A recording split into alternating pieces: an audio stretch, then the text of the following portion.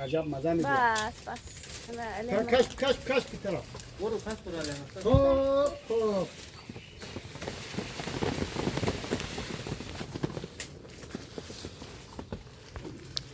گرفتین؟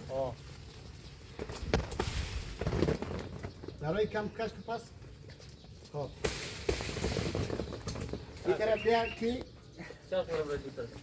کش کو امیرعلی. کش کن کار کوی خب. آفرین. خب نزدیک گرفت. بچه ها خواستید خدایی.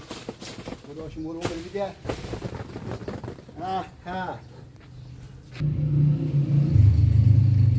بسم الله الرحمن الرحیم. سلام بیننده‌های عزیزم، خوش آمدین به برنامه امروزی از ما. امیدوارم که خوب و خوش و سلامت و سرحال باشین در هر جای دنیا که ما رو بیننده هستین. امروز هم که هسته رفته دیگه کم تو چینده جایشون خالی باشت که سعی کنید چرخم تو ده سعی کنید خوش دارین تو ندارم بچون در دورو از مو دهیرات که تازه تو دنده اشمو چرخم بچون.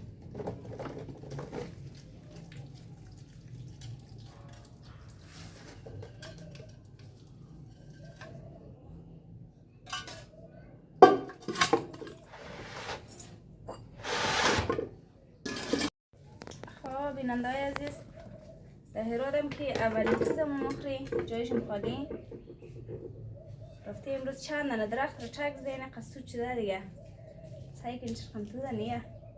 شما توت خوش دارین یا ندارین؟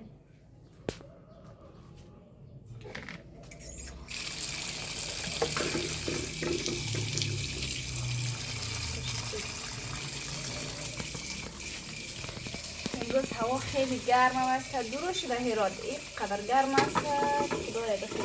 گرم بود هوا رو گرفته نگرفتیم درختی چکیده.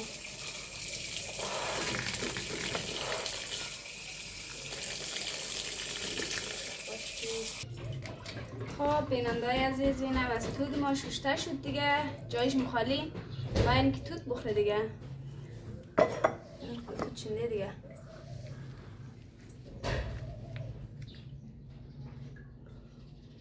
برای که توت بخوریم و شتشت دیگه خلاص شد جایش مخالی باید نرکس توت خوش داره بفرمایین توت.